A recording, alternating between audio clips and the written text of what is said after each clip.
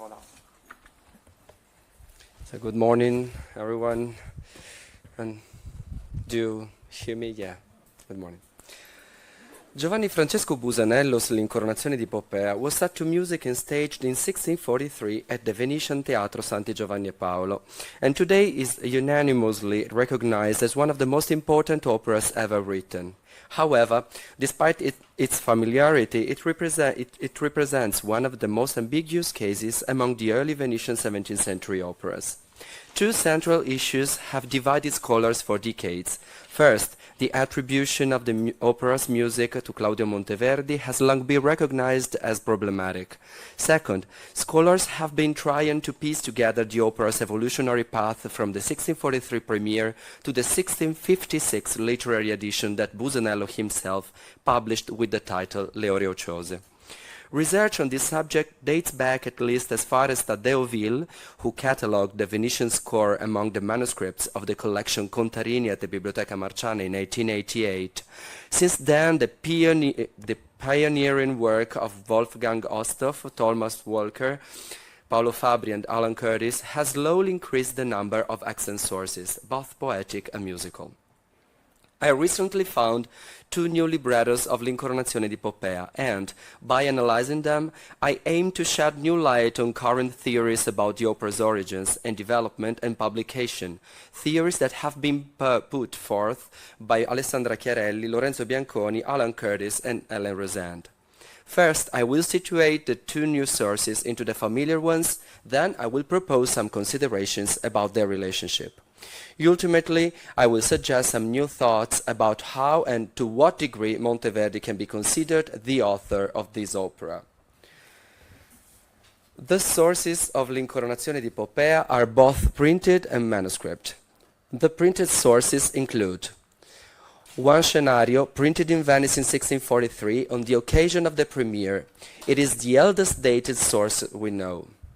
One libretto published in Naples in 1651 for a Febo-armonico revival of the opera, and the already mentioned Le Ore Ociose, the literary collection edited by Busanello himself in 1656, where L'Incoronazione is printed among other four librettos, all set to music by Francesco Cavalli.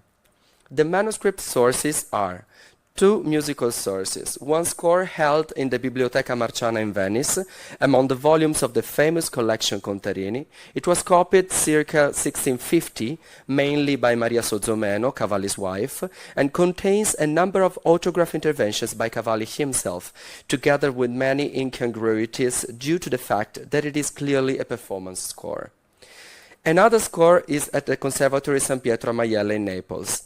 It survives in the Neapolitan collection together with an early copy of Il Giasone by Francesco Cavalli, with which it shares the same Neapolitan watermark.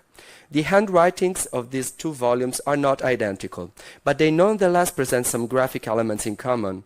Furthermore, since the two operas were performed in Naples between 1650 and 1651, and all the other scores held in Neapolitan Conservatory present very different graphic and codicological features and are all from 60s and 70s, we can assume that the ones of L'Incoronazione and Il Giasone could be dated around 1650. In addition, we have a number of manuscript librettos, apparently all from 17th century. 5 of them were discovered between 1950s and 1970s by Wolfgang Osthoff and Thomas Walker. One held in Florence, one in Rovigo, one in Treviso, one in the Museo Correre in Venice, and a fragment of the first act in the City Library of Udine, U1. 2 further copies were pointed out by Paolo Fabri in 1990. One held in Warsaw, in the Library in Narodova, and one further libretto in Udine. This copy is the most important ever discovered, since it contains a number of cuts and stage indications that apparently match with the scenario printed in 1643. Thus, it likely represents the oldest extant version of the libretto. Finally, one more copy preserved in Hanover, in the Gottfried Wilhelm Leibniz Bibliothek, was studied in 2012 by Alan Curtis. The two newly discovered librettos are one copy held in Fratta Polesine, Veneto, which was pointed out to me by Alan Curtis and Mario Armellini. This fair copy was put together during the 17th century for conservation purposes. It belongs to the renowned private library of Giorgio Fanan, a rich collection of librettos and scores, both manuscript and printed, and it does not appear in the 1992 catalogue of the Fondo Shapiro of this library. I had no access to this item, thus I could not study its paper, which would have retraced its geographical origins. Nevertheless, this copy of L'Incoronazione is one of the few that can be dated, since its text is identical to the one in the 1656 collection Leoreo Chose. From a philological point of view, it represents a real codex descriptus that cannot add anything new to our knowledge about this opera, apart from some one-line lacunas and a number of other banalizations. And this is the title page and the first act. And this is the position of Fratta Polesine under the literary edition. One last manuscript of Busanello's play came to light in the summer of 2016 during my research at the Biblioteca Riccardiana in Florence. In the 1998 catalogue of the theatrical manuscripts of this library, the libretto appears as a melodrama titled L'incoronazione di Poppea, with no author listed and no geographical origins or date. However, its codicological features reveal something more about it. First of all, it appears immediately after a pastorale in verse with no title, whose main character is Cefalo. I have not found any trace of it in the main repertories of Italian 16th and 17th century printed plays and librettos, and it seems to belong to a performative context, since it presents many corrections and manipulations that appear all accepted in a later copy held in the same library. Il Cefalo and L'Incoronazione are not bound together. Rather, they are written on the same volume without interruption. The entire codex, in fact, is made by 8 quires with 4 duvernion each, and on the 13th folio of the 4th quire, after the end of the pastorale, a different hand starts painstakingly copying Busanello's libretto. I do not think L'Incoronazione was copied right after Il Cefalo in order to save folios, since the paper of the following quires, on which the libretto continues, does not change. After studying the watermarks of the entire volume, I noticed that the same picture of a pilgrim inscribed in a crown circle appears from the very first folio until the end. Therefore, crafting the entire manuscript could have taken place in a relatively short time, before the owner bought new paper and before the volume passed on to someone else's hands. The presence in the same collection of the draft and the fair copy of Il Cefalo, together with the codicological continuity between that draft and L'Incoronazione, suggests to me that this manuscript can be dated back to 17th century Florence. Nevertheless, since I did not find a pilgrim watermark in any of the principal watermark inventories, like Briquet, Gravel, Churchill, Hewood, and so on, this hypothesis still needs to be confirmed. After comparing the dramatic text in this new source with the other 14, I can say that this libretto belongs to a group that presents a version with many parts absent in the libretto U2, the only one close to the 1643 performance, but also in the scores and in the librettos F1 and T. U1 is a fragment, so it is not easy to compare, and I had no access to H, the Hanover libretto, which was studied by Curtis. However, if we compare F2, so the new Riccardiana libretto, to the literary version in Leoreo Chose, as well as in its copy FP, a number of discrepancies arise. F2 presents some cuts and also some new lines that are absent in LV, in the literary edition, and are almost entirely in common with the manuscript libretto held in Venice.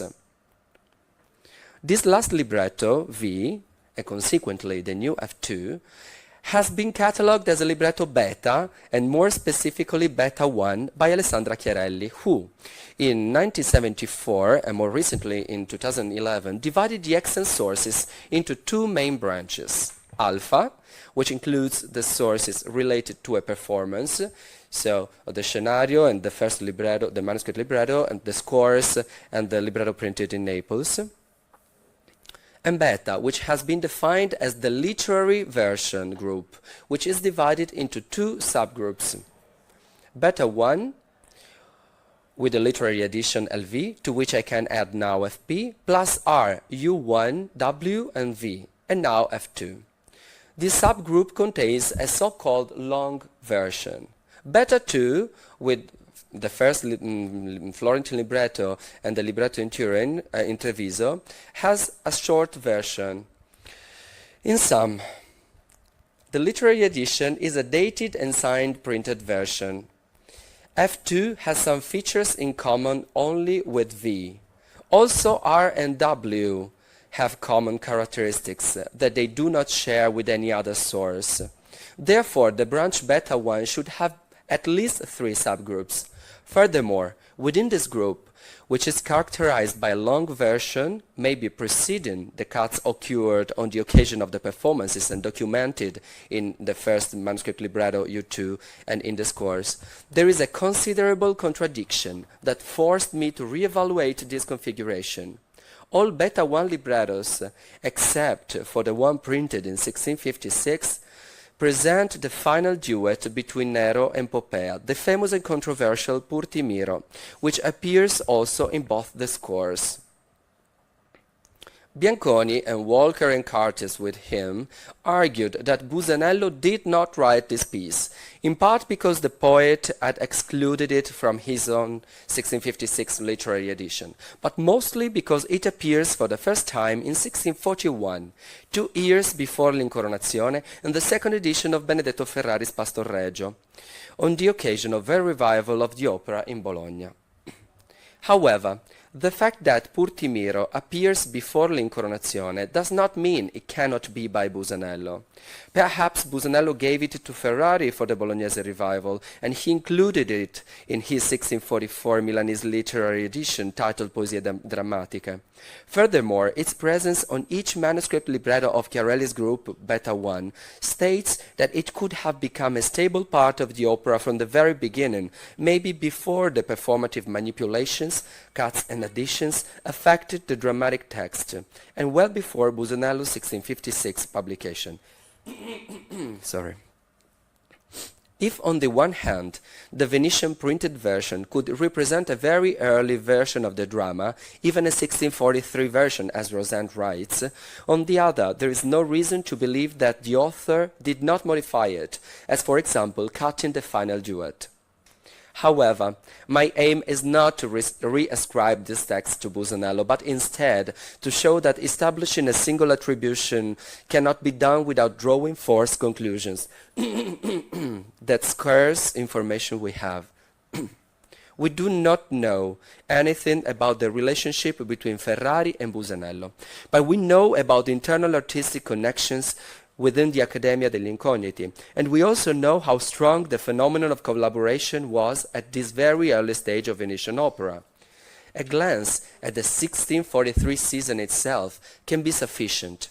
In that year, at the Samoisè, the same theatre where L'Incoronazione was staged, La Finta Savia by Strozzi premiered with no less than 6 composers, as it is documented in the printed libretto: Arcangelo Crivelli, Benedetto Ferrari, Filiberto Laurenzi, Alessandro Liardini, Tarquinio Merula, and Vincenzo Tozzi.